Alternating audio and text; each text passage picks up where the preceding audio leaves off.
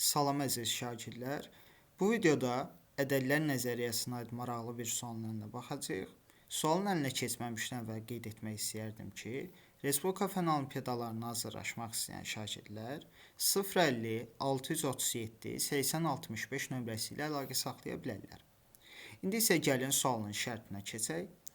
Sualda deyilir ki, ixtiyari n natural ədədi üçün dn, n-in bütün natural bölənlərinin sayını ifadə etsin.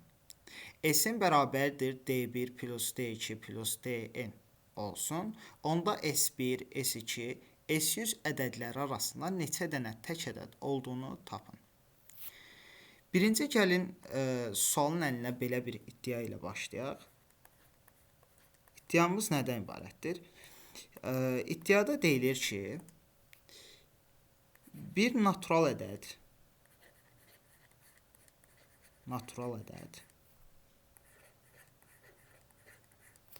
yalnız və yalnız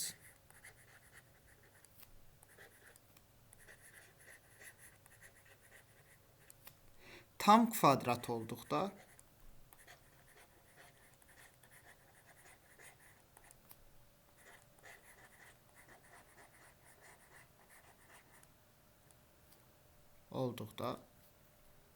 onun tək sayda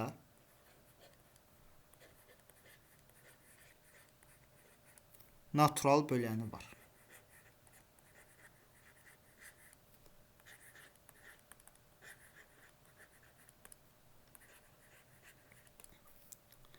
Gəlin bunu isbat edək. İsbatı.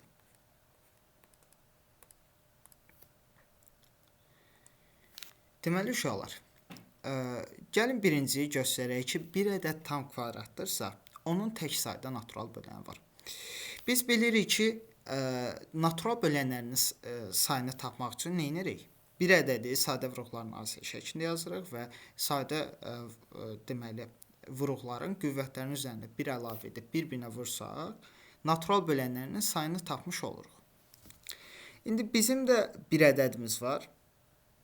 Məsələn, bir n ədədidir, hansı ki, a-nın kvadratıdır, tam kvadratdır. A ədədinin sadə vuruqları olsun, deməli, P1 üstü B1, P2 üstü B2. Burada P1, P2 elə bil ki, bunun sadə vuruqlarıdır və bu şəkildə davam eləsin, ta ki, PK üstü BK. Onda bizdə n ədədi olacaq, P1 üstü 2B1 vurulsun P2 üstü 2B2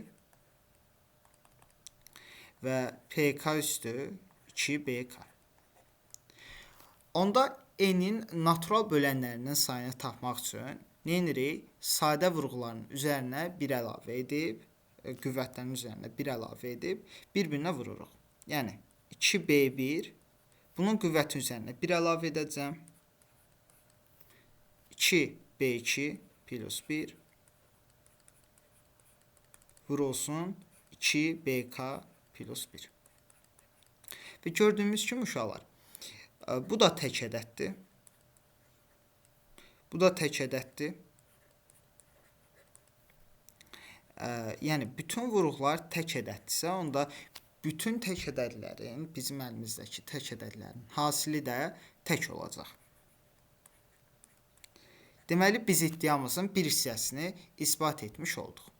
İndi isə gəlin göstərək ki, bir ədədin tək sayda natural böləni varsa, onda bu ədəd tam kvadrat olmalıdır. Yenidən bir n ədədi götürürəm, n ədədi və mən bilirəm ki, n-in tək sayda natural böləni var. N-in tək sayda natural böləni varsa, gəlin birinci n-i bir sadə vuruqların hasili şəklində yazaq, yenə də yazıram. N bərabərdir P1 üstü B1, P2 üstü B2 və PK üstü BK olsun.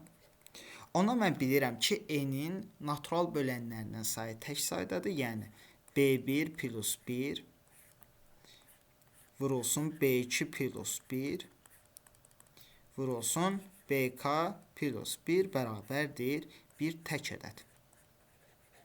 Əgər uşaqlar müəyyən sayda deməli vuruğun hasili təkdirsə, bu o deməkdir ki, vuruqların hər biri də tək olmalıdır. Yəni bu da tək olmalıdır, bu da tək olmalıdır, bu da tək olmalıdır. Çünki bunlardan biri cüt olsa, avtomatik bizim hasilimiz cüt olur. Deməli B1 plus 1 təkdirsə, onda B1 cütdür. B1-ə gəlin bir nə deyək? 2C1 deyək. Cütdür axı. B2-miz də cütdür. Buna da 2C2 deyək. Bu şəkildə davam etsək, BK-ya da 1, 2CK deyə bilərik. Onda bizim n ədədimiz nə olacaq? P1 üstü 2C1, P2 üstü 2C2, PK üstü 2CK. Bunda mən P1 üstü C1 vurulsun, P2 üstü C2 vurulsun, PK üstü CK kvadratı kimi yaza bilərəm. Yəni gördüyünüz kimi n-in hər hansısa bir ədədin kvadratı olduğunu göstərmiş oldum. Yəni mənim iddiam hər iki tərəfdən isbat olunmuş oldu. İndi gəlin bu iddiadan istifadə edək. Yəni bizim iddiamıza görə bir natural ədədin tək sayda natural böləni varsa, o yalnız və yalnız tam kvadrat olmalıdır.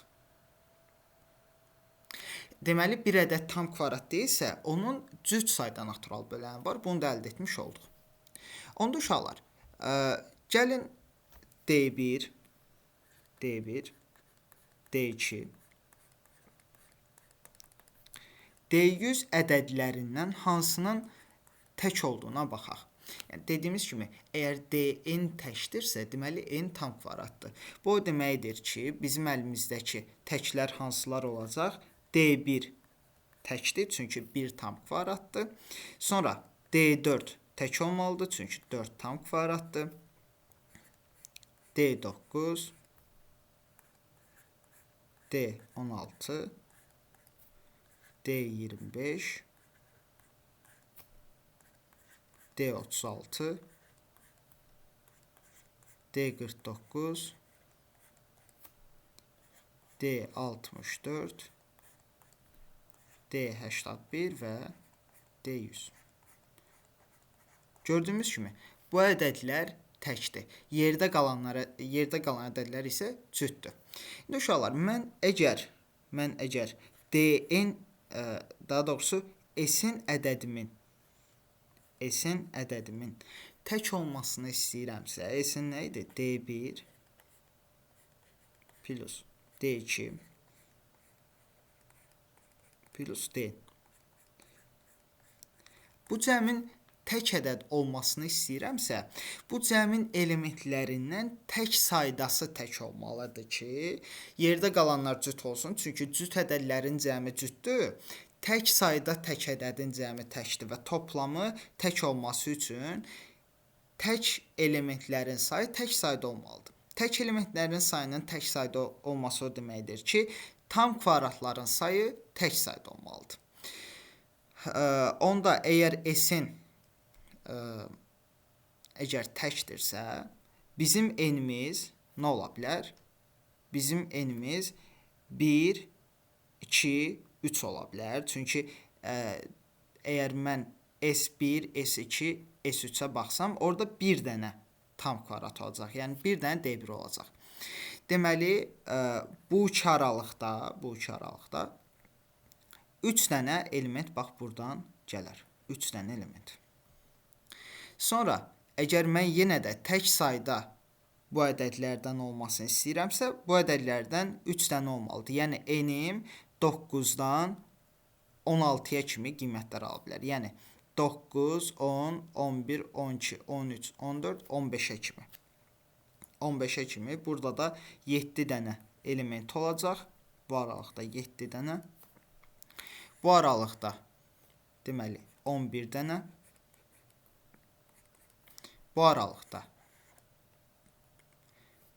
olacaq 13 dənə.